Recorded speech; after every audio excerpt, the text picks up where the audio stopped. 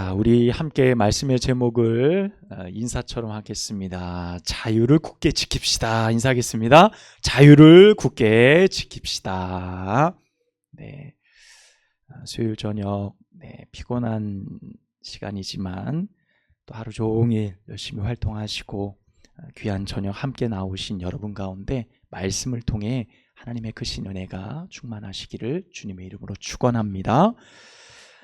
우리가 살아가는 이 시대가 자유가 보편화된 그런 시대입니다. 누구든지 누구에게든지 자유가 보장된 세월을 우리가 시대를 살아가고 있습니다. 하지만 21세기 2025년에 지금도 폭력과 억압이 또한 그것으로 자유를 빼앗긴 나라 혹은 민족들이 여전히 존재하죠.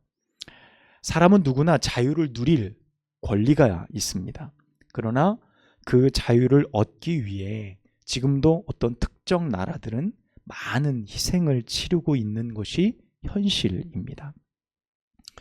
특별히 우리가 지지난주 우리가 자유에 대한 부분을 함께 나누었고 오늘 뒤에 대한 말씀이죠. 여러분 기억하십니까? 하갈과 누구죠? 사라의 이야기. 그래서 여러분은 자유자이십니까? 라는 설교를 지지난주에 했는데 벌써 다 기억을 못 하시니까 설교를 전하는 저는 이게 은혜인지 또 이 설교를 해도 되는 건지 지금 전혀 기억을 못 하시는 얼굴들이세요. 네, 우리가 우리 이제 대한민국 안에 살아가는 우리도 그 자유를 보편적으로 누리기 시작한 지는 사실 불과 50년이 채 되지 않습니다. 진정한 자유민주주의라는 틀 안에서 그러니까 언론의 자유, 어떤 집회 시위의 자유 이런 자유를 공식적으로 우리가 보장받는 50년이 채 되지 않았습니다. 그래서 대한민국의 자유민주주의 시민이라면 누구나 자유라는 그 의미가 무엇이고 자유를 얻기 위해 얼마나 치열한 싸움을 통해 그것을 얻었는가, 자유가 바로 이런 결과물이다라는 것을 우리는 너무 잘 알고 있는 겁니다. 그래서 억압, 불의한 통치 수단에서 막 맞서서 자유를 외치고 그것을 쟁취하려는 수많은 몸부림들이 지금 우리가 살아가는 현 시대의 자유를 만들어냈다 해도 과언이 결코 아니라는 겁니다. 소위 역사 안에서 억압, 불의한 통치의 수단에서 자유를 얻는 길은요, 어떤 겁니까? 저항하고요, 투쟁하고 그것을 통해 자유를 쟁취하는 것, 그것이 결과죠. 우리가 얻은 자유라고 할 수 있습니다. 그것을 우리의 정서, 우리 민족의 정서로 가져온다면 어떤 겁니까? 불의한 통치, 억압에 우리가 반대해서 우리가 일으킨 많은 일들이 있습니다. 소위 상해 임시정부 같은 것, 3.1 운동의 만세운동 같은 것들, 독립운동가들의 수많은 생명을 건 저항 같은 것들, 그리고 민주화로 넘어와서 민주화의 수많은 민주화 운동의 결과들, 이런 것들이 우리 민족들이 가지고 있는 자유를 얻기 위한 투쟁, 그것이 우리의 정서에 깊이 배어져 있다는 겁니다. 그래서 우리 민족을 보면 이러한 저항 정신이 대단히 크다라고 많은 학자들은 이야기를 해요. 그러니까 일제강점기 때 우리나라뿐만 아니라 러시아도, 중국도 일본의 손에 넘어갔을 때 유일하게 가장 작고 반도였던 우리나라가 가장 강력한 저항을 일으켰고 일본의 탄압에 굴복하지 않고 가장 치열하게 자유를 쟁취하기 위해서 저항한 나라였다라고 기록하고 있습니다. 그래서 우리들의 정서에는 자유는 어떤 겁니까?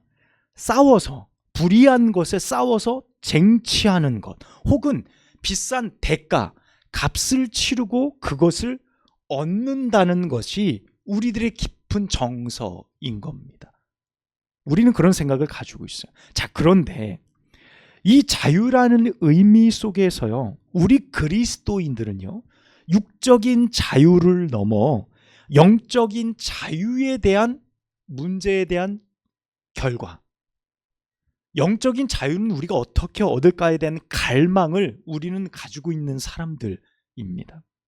소위 사실 표면적으로 보면 자유라는 것은 의미는 같죠. 육적인 자유, 영적인 자유, 자유라는 표면적인 단어와 모습은 같은 것 같지만 사실 그 안에 담긴 내용은 전혀 다른 거죠.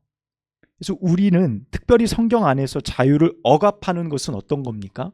우리의 영적인 자유를 억압하는 것은 어떤 불의한 세력, 이 세상의 세력이 아니죠. 어떤 겁니까? 죄로부터 그 자유가 속박되어지는, 그 죄로부터의 해방, 가장 중요하게 여기는 것이 우리 신앙의 본질이라는 겁니다. 그래서 우리가 추구하는 것은 성경에 보면 어떤 겁니까? 혈과 육에 대한 싸움이 아니라는 거잖아요. 이 세상의 악한 영들에 대한 것이다 라고 분명히 성경은 우리 가운데 말합니다. 자, 그러면 어떤 겁니까? 세상에서 추구하는 우리의 육적인 자유와 우리가 영적으로 추구하는 우리의 영의 자유는 근본적으로 그 내용이 다른 것을 우리는 이해해 볼 수 있습니다. 자, 이 말은 어떤 겁니까?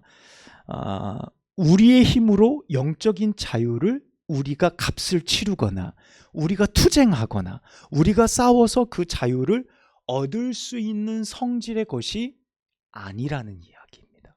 영적인 자유라는 것은요. 그러니까 전혀 다른 접근이 우리에게 필요하다라는 것을 먼저 성경이 우리 가운데 말해줍니다. 여러분, 바로 그 자유, 그것에 대해서 오늘 말씀으로 여러분과 함께 나누려고 합니다.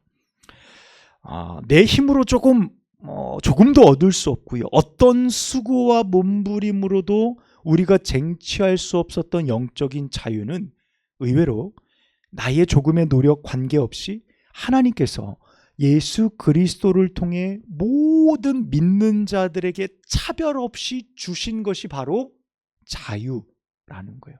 영적인 자유입니다. 여러분, 그런데요, 이것이 우리들과 그리고 이 갈라디아 시대, 이 당시 동시대에 살았던 유대인들, 이방인들에게는 이 사실이 쉽게 이해하기 어려운 측면이 있었다는 거예요. 여러분, 한번 말씀을 들어보죠. 이미 제가 말씀 서두에서 우리의 정서 속에는 자유가 어떤 거라 그랬죠? 거저 얻는 거라 그랬나요? 아니죠. 자유는 어떻게 해요? 싸워 투쟁해서 저항해서 얻는 것이 자유라 그랬어요. 그것이 제가 서두에 말씀드린 겁니다. 수고하고 희생하고 투쟁을 통해 힘겹게 얻을 수 있는 것이 자유였어요. 그 사실을 우리 모두 알고 있고 모두 인정하는 것입니다. 우리는 지금 갈라디아서 5장까지 와 있죠. 5장 15절까지 오늘 말씀을 보았는데 정말 갈라디아서를 우리가 계속 나누면서 그림자처럼 우리를 따라오는 문제가 있었습니다. 여러분, 그게 바로 율법과 할례라는 거예요. 율법과 할례. 바로 이 문제가 우리가 가지고 있는 자유에 대한 정서, 그것과의 크게 부딪히는 내용이었다는 거예요. 자, 제가 설명을 해드릴게요. 여러분, 영적인 자유와 구원은 그 당시 유대인들에게 내가 하나님의 구원을 얻고 내가 죄에서 자유를 얻는 유일한 길은 어떤 거였을까요? 율법을 지키는 일이었어요. 율법을 지켜야 됐어요. 그리고 또 무엇이 있습니까? 할례를 통해 그 표징을, 보임을 통해 내 믿음이 이러하다라고 확증을 받는 행위가 있어야 됐어요. 자, 이건 어떤 겁니까? 그걸 얻기 위해 뭐 하는 거죠? 값을 치르는 거예요. 값을 치러내는 겁니다. 할례라는 행위를 통해서, 율법을 내가 행하는 행동을 통해서 자유를 얻기 위해 당시 매우 중요한 수단이었다는 거예요. 어떤 게요? 율법과 할례가요. 값을 치르는 거였다는 거예요. 율법을 통해서 평생 행동해야 돼요. 지켜야 돼요. 하지 말아야 될 거, 해야 될 것이 구분되어져 있어요. 할례 반드시 받아야 돼요. 그것이 구원을 얻고 자유를 얻는 길이었기 때문이에요. 그래서 유대인들에게 특별히 율법의 시대와 예수 그리스도께서 오신 이 복음의 시대가 전환되어지는 시기죠. 초대교회. 지금 딱 이 시대죠. 예수님이 승천하시고 난 뒤에 예수님의 사도들이 복음을 전하던 율법의 시대와 복음의 시대가 막 이제 넘어가던 그 시기에 있었던 사람들에게는요, 이 사실이 정말 납득하기 어려운 일이었다는 거예요. 우리가 생각할 때는 자유는, 구원은 우리의 어떤 행동을 통해 어떤 값을 치르고 얻는 것이었는데, 복음은 뭐라고요? 거저받는 거라는 거잖아요. 그러니까 이 두 가지의 충돌이 그들 가운데 너무 크게 일어났었다는 겁니다. 자, 여기까지 이해가 되시죠? 자, 갈라디아서는 우리가 집중해서 말씀을 들으셔야 돼요. 1993년 우리나라에요, 처음으로 대형마트가 오픈을 했습니다. 혹시 기억나시는 분이 계실지 모르겠어요. 이 땡땡땡 마트 먼저 생겨났어요. 그 뒤로 대기업들이 대형마트를 이제 줄줄이 서로 앞다투어 막 오픈하기 시작했습니다. 그래서 1990년대 후반에서 2000년대로 넘어가면서 마트들이 막 생겨나고 서로 경쟁을 하게 되니까 이 마트에 매우 큰 변화가 일어나기 시작했습니다. 여러분, 그 변화가 바로 뭔지 아십니까? 시식코너예요. 시식코너.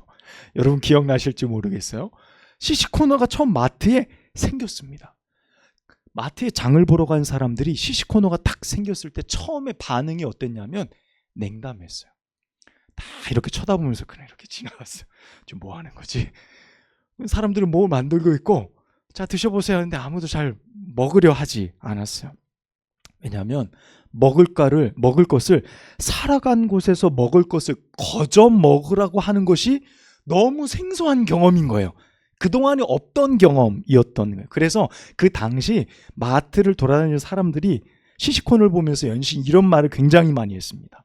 혹시 이거 먹어봐도 되나요? 그렇게 얘기하셨던 분들 계실 거예요. 저도 처음에 그랬거든요. 그리고 또 이렇게 얘기했습니다. 정말 공짜로 주는 거 맞아요? 물어봤어요. 그리고 최종적으로 확인해요. 이거 먹으면 이거 사야 되는 거 아니죠? 이런 거 꼭 물어봤습니다. 요 세 가지 질문이 당시 시식코너에 굉장히 많이 나왔어요. 그럼요. 그냥 드셔보시라고요. 맛보시고 좋으시면 사셔도 돼요. 이렇게 이야기를 했습니다. 그게 이제 확 퍼지면서 어떤 일이 일어났습니까? 모든 대형마트 시식코너가 이제 자리를 잡으니까 수많은 이제 시식코너 맛집 투어가 생겼죠. 우리가 잘 아는 우리 중고등학교 학생 아이들이 맛집 투어를 너무 하는 바람에 2번 이상 먹지 마! 막 이런 일도 생기기도 하고, 막 그런 이야기가 있었어요. 근데 지금 이 이야기가 흥미롭고 재미있게 들리는 이유가 뭐냐면 이미 우리에게 자연스러운 것이 됐죠. 그죠? 시식코너 가서 이거 먹어봐도 돼요? 라고 물어보는 사람 없고, 이거 먹으면 이거 사야 돼요? 라고 물어보는 사람이 없습니다. 이미 오랜 시간이 지났고 경험되어지는 거예요. 여러분, 이 예화에서 우리가 발견할 수 있는 게 뭐가 있을까요? 여러분, 마트에 가는 사람들은요, 값을 지불하고 물건을 사러 가기 위해 그곳으로 가지요. 그런데 먹을 것을 거저 준다는 사실 내용으로 보면 얼마나 납득하기 어려운 얘기예요. 물론 그것이 상술이고 그것이 판촉에 대한 부분이다 라고 생각하면 이해하기가 편하겠지만, 액면적으로 보면 내가 무엇을 돈 주고 사러 갔는데 무료로 준다고? 거저 먹어보라고? 값을 지불하고 무엇을 얻는 것이 우리에게는 익숙하고 매우 당연한 것이지만, 그것이 거저 주어질 때 우리는 때로는 의심의 눈초리를 하게 되죠. 정말 저것이 맞아? 라는 생각을 하게 됩니다.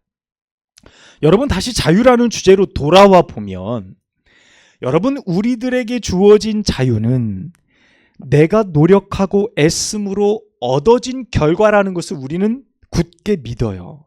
그런데 성경은 우리에게 자유라고 말씀하시면서 예수 그리스도께서 내 대신 값을 지불하셨고, 우리의 노력과 애씀은 조금도 필요하지 않다라고 말씀하고 계시다는 거예요.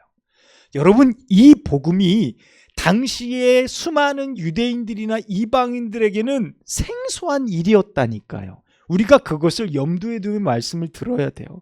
이에 갈라디아 교회 성도들이, 또는 누군가는요, 의심의 눈초리로 이렇게 말을 하는 겁니다. 정말 공짜로 주는 거 맞습니까? 값을 지불해야 되는 것 아닙니까? 저 유대인들은요, 자유를 얻기 위해 반드시 너희가 해야 될 것이 있다라고 줄기차게 갈라디아 교회 성도들에게 주장하고 있거든요. 그들이 품고 있는 의문에 불을 붙이는 거죠. 맞아, 세상에 공짜는 존재하지 않아. 너희가 받는 구원도 마찬가지야 라고 이야기를 합니다. 그러면서 너희는 율법을 지켜야 돼. 너희는 할례를 받아야 돼. 그러고 나서 예수를 믿던지 복음을 믿던지 해. 그것이 완벽한 거야 라고 그들에게 줄기차게 외쳐대고 있는 겁니다.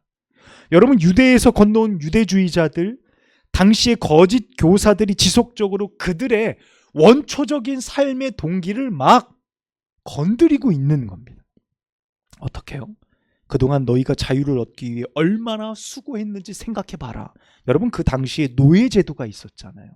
이 노예들이 평생 노예로 살아야 돼요. 그런데 노예에서 자유자가 되는 길, 여러분, 그것이 있어요. 노예에서 자유자가 되는 길이 있어요. 그것이 굉장히 어려운 길이겠죠. 그런데 그들이 그 일들을 통해 평생 자유를 얻기 위해 인생을 쏟아붓는 거예요. 내가 노예로 살고 싶지 않아. 나는 자유자로 살고 싶어. 그럼 노예에 있는 사람은 자유를 얻기 위해 어떻게 하죠? 목숨 걸고 자유를 얻기 위해 어떤 일들을 감당해야 됐어요. 여러분, 돈이 많은 상인들, 돈을 많이 버는 상인들은요, 당시에 로마의 시민권은 자유시민이에요. 자유자란 뜻이에요. 당시에 로마의 시민권을 얻기 위해 전 재산을 투자할 정도로 값을 지불해야 됐어요.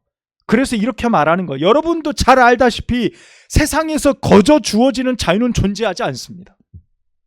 그것이 우리가 살아가는 이 세상의 법칙입니다. 영적인 법칙도 똑같습니다. 아브라함의 자손이 되고 싶은 사람은 반드시 율법과 할례를 받아야 합니다. 그런데 저 바울은 뭐라고 이야기합니까? 믿기만 하면 자유를 얻는다는 거예요.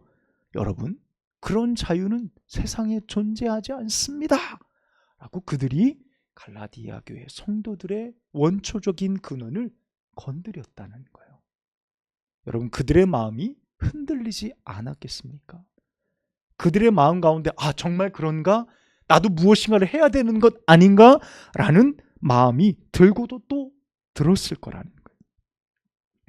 여러분, 지금 우리는 이 모든 문제들이 다 해결된, 아까도 얘기했지만 경험되어진 시대에 살고 있어요.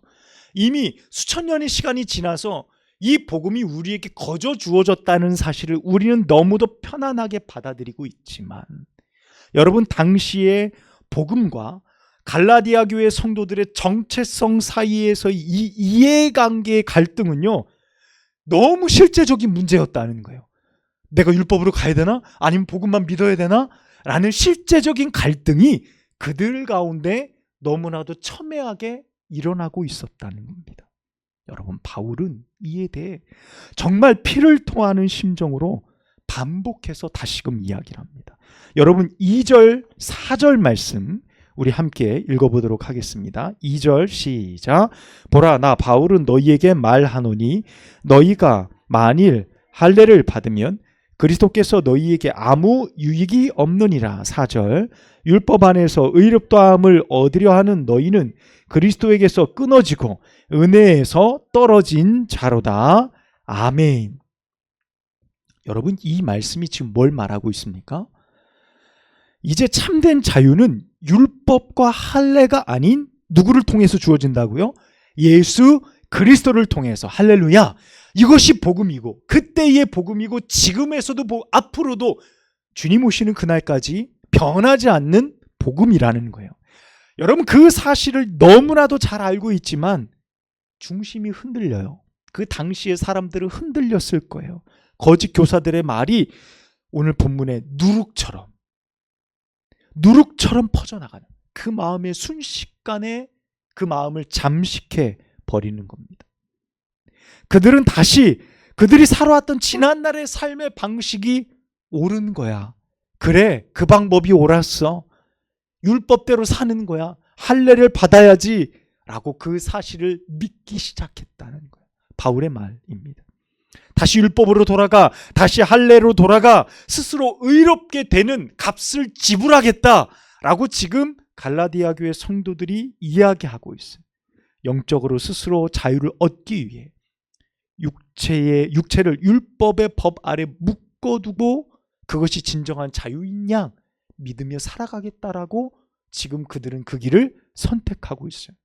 여러분, 그러나 여러분, 하나님께서는 우리의 그 어떤 수고와 희생 또한 상상할 수 없는 우리의 어떤 값을 지불한다 하더라도 우리가 죄에서 우리 스스로 자유할 수 있는 그 어떤 길도 없음을 이미 선언하셨습니다.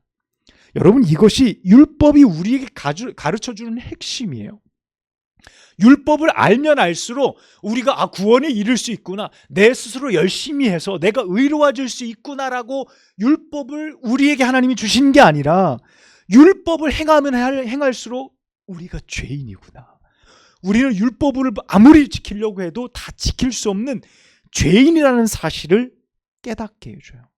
이건 어떤 겁니까? 내 스스로 어떤 값을 지불해도 아무리 치열하게 살아도 내가 자유를 쟁취할 수 없다는 거예요. 영적인 자유는 내가 어찌할 수 없다는 겁니다. 여러분, 왜요? 그래서 왜 예수 그리스도를 통해 우리에게 거저 주시는 겁니까? 그 자유를 왜 그것을 우리에게 주실까요? 여러분, 이렇게 우리가 질문할 때 성경은 우리에게 되려 이렇게 대답을 해줘요. 처음부터 그 자유는 우리가 얻을 수 있는 것이 아니었어요. 처음부터 하나님이 원하시는 진정한 자유, 예수 그리스도를 통하여서 그 복음을 통해 우리에게 주어지는 자유는 우리의 행함으로 얻을 수 있는 것이 아니었다는 것, 우리는 그 사실을 오늘 본문의 말씀을 통해 발견하게 된다는 겁니다. 그래서 바울은 말합니다. 그리스도 예수 안에서 할례나 무할례나 아무 효력이 없느니라 라고 말하고 있어요. 그래서 뭐라고 말하죠? 사랑하는 역사, 사랑으로서 역사하는 믿음뿐이다 라고 말해요.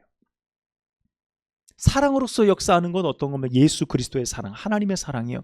하나님의 사랑을 통해 열려진 그 믿음밖에는 없다는 거예요. 우리가 어떤 행위, 네가 할례를 받았냐, 받지 못했느냐, 너가 율법을 잘 지켰느냐, 우리가 값을 지불했느냐, 열정적으로 살았느냐에 대한 문제가 아니라는 것을 말해주고 있습니다. 그래서 바울은 뭐라고 말합니까? 12절에 보면 너희가 그렇게 소중히 여기던 그 징표와도 같았던 할례 아무것도 아니다. 12절, 너희를 어지럽게 하는 자들은 스스로 베어버리기를 원하노라. 여러분, 12절엔 이렇게 나와 있죠.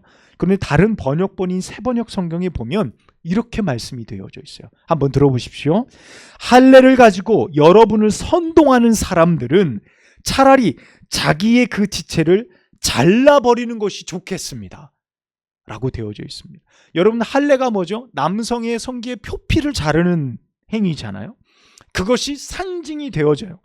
그런데 단순히 표피만 제거하는 것이 아니라 아예 영어 성경에 보면 거세버리라는 거예요. 그 지체를 잘라버리라. 여러분, 뭡니까? 여러분, 표피만 자르는 것이 아니라 다 잘라버려라. 그렇게 잘라버린들, 육체의 어떤 고난과 어려움을 네가 최선을 다해 다루어 본들, 너에게 자유가 주어지나 보라는 거예요. 아무것도 의미가 없다는 거예요. 너의 몸을 해하고 너희가 아무리 최선을 다해 할 수 있는 모든 방법을 다 동원해봐라. 불가능하다는 거예요. 바울은 확신해요. 누구보다 율법주의자였던 바울은 확신합니다. 그래서 예수 믿고 나서 그가 뭐라 그래요? 내가 죄로부터 진정한 자유를 얻고 나니까 바울이 말하는 거예요. 내가 가졌던 지난날의 모든 열심을 배설물처럼 여기노라. 내가 그걸 버리노라. 내가 율법도 지키고 이렇게 살면 의로울까? 저렇게 살면 바르게 될까? 저렇게 살면 하나님이 기뻐하실까? 그렇게 애썼던 지난날의 삶을 내가 이제 믿음과 바꿔내겠다는 거예요. 그것을 내가 버리겠다라고 말해요. 나의 열심이 나를 구원할 수 없고 나를 자유하게 할 수 없다는 사실을 인정하면서 동시에 예수 그리스도께서 나를 위해 지불하신 것, 그 십자가, 그 복음, 그것을 내 마음에 뜨겁게 가지고 살아가겠다는 거예요. 여러분, 이것이 복음이라는 거예요. 이것을 갈라디아 교회 성도들에게, 그리고 이 시대의 말씀을 듣는 우리에게 선언하고 있는 겁니다. 사랑하는 여러분, 이것이 예수 안에서 우리가 만나는 자유요, 진정한 복음인 줄로 믿습니다. 여러분, 13절에서 15절까지의 말씀을 여러분 한번 보십시오. 13절부터 15절. 형제들아, 너희가 자유를 위하여 부르심을 입었으나 그러나 그 자유로 육체의 기회를 삼지 말고 오직 사랑으로 서로 종노릇하라. 온 율법은 내 이웃 사랑하기를 내 자신과 같이 하라 하신 말씀에서 이루어졌나니 만일 서로 물고 먹으면 피차 멸망할까 조심하라. 아멘. 이렇게 말합니다. 여러분, 지금 갈라디아 교회 안에서 예수 그리스도를 믿는 복음 안에 들어갔다가 다시 율법으로, 다시 할례로 회개하는 이런 상황이 일어납니다. 그러면서 이 교회 안에 어려움이 있어요. 복음을 지켜야지. 아니야, 율법으로 다시 돌아가야 돼. 서로에게 어려움과 다툼이 일어나는 이 상황 중에 내가 옳다, 내가 의롭다라는 수많은 어려움들이 교회 안에 가득했어요. 그때 바울이 말하는 겁니다. 하나님이 너희에게 주신 자유를 방종함으로 그것을 끌고 가지 말라는 거예요. 자유를 어떻게 하라는 거죠? 힘써 지키라는 거예요. 어떻게 지키라요? 종과 같이. 사랑으로서 스스로 종이 되라라고 말해요. 여러분, 그렇다면 그리스도 안에서 거저 얻은 자유, 그 자유를 위해 우리가 해야 될 일은 무엇일까요? 우리가 해야 될 게 뭘까요? 일반 세상의 자유는 투쟁하고 쟁취해서 저항함을 통해서 얻는 것이에요. 그것을 통해서 얻는다 그랬어요. 그런데 우리가 얻는 영적인 자유, 복음 안에서 얻는 진정한 자유는 거저 얻는 거예요. 그러면 우리는 이 자유를 어떻게 해야 될까요? 오늘 성경에서 뭐라고 말하죠? 자유를 얻기 위해 힘쓰지 말고 지키기 위해 힘쓰라는 거예요. 자유를 지키기 위해 애쓰고 힘쓰라라고 말합니다. 여러분, 갈라디아 교회 안에 이 파벌의 문제, 서로 싸우고 다투고 교회 안에 수많은 문제들이 막 야기되어질 때 자유로 방종하지 말고 서로 사랑으로 종노릇하라라는 겁니다. 여러분, 종노릇하라라는 건요, 자유를 힘써 지키라는 말이에요. 종이 어떤 자기의 주장이 있습니까? 어떤 자기의 주장이 있어요. 내가 내 뜻대로 이것을 해야지, 내가 이것을 이루어내야지, 내 뜻을 관철시키고 내 마음대로 해야지, 내 주장대로 해야지. 우리 모두가 사랑 안에서 종이 된다면 우리는 어떤 겁니까? 그 자유, 하나님이 우리에게 주신 예수 그리스도의 거룩하신 복음의 자유를 지키는 자들이 되는 거예요. 종의 신분으로 순종하고 애쓰고 나를 희생하며 그 생명의 복음을 지켜나가는 것, 그 자유를 세워나가는 것, 이 공동체를 튼튼하게 하는 것, 그것이 우리가 해야 될 일이라는 것입니다. 우리가 자유민주주의 국가에서 평화롭고요, 안전하게 사는 이유, 자유를 얻기 위해 수많은 생명을 던졌고 그 값을 지불했다는 사실을 우리는 여전히 너무나 잘 알고 있습니다. 그러나 우리 그리스도인들의 자유는 예수 그리스도의 십자가의 값으로 지불되어진 거예요. 우리는 그것에 그 어떤 것도, 어떤 영향도, 어떤 것도 보태지 않았어요. 거저 받은 것입니다. 우리는 아무것도 한 것이 없습니다. 그러나 주님은 오늘 우리에게 명령하세요. 우리는 얻기 위해서가 아니라 이제부터 주님이 세워주신 이 공동체를 목숨 걸고 지켜야 될 의무가 남아있는 사람들입니다. 우리는 이 자유를, 이 생명의 복음을 지키고 전하기 위해서 우리가 지불해야 될 것이 있어요. 값을 치러야 됩니다. 희생해야 되고 최선을 다해야 되고 우리의 것을 내어 드리는 일들이 반드시 있어야 한다는 것입니다.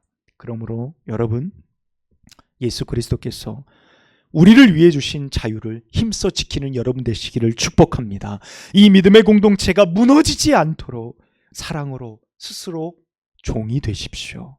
자유를 쟁취하는 것보다 더 치열하게 예수 그리스도께서 우리에게 주신 자유를 지키기 위해 힘쓰는 우리 모두가 되길 주님의 이름으로 간절히 축원합니다. 기도하겠습니다.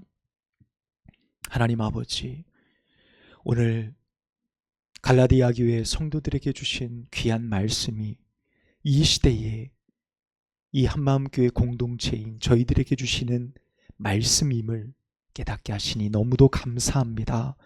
주님, 진정한 자유, 죄에서의 해방, 예수 그리스도의 거룩하신 십자가로 지불되어진 그 큰 사랑, 우리가 거저 받았고 우리는 아무것도 한 것이 없습니다.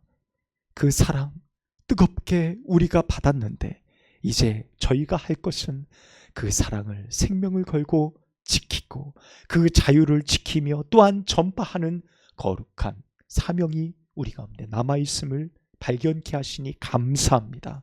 하나님, 우리의 물질, 우리의 헌신, 우리의 시간과 생명을 다해 이것을 지켜낼 수 있도록 인도하여 주옵소서. 오늘 바울의 명령과 같이 사랑으로 스스로 종이 되어서 이 공동체를 지켜나갈 수 있는 저희들 모두가 되게 하여 주셔서 주님이 오시는 그날까지 생명의 복음이 우리 한마음교회 재단 안에서 아름답게 힘있게 능력있게 흘러갈 수 있도록 축복하여 주옵소서. 예수 그리스도의 이름으로 간절히 기도하옵나이다. 아멘.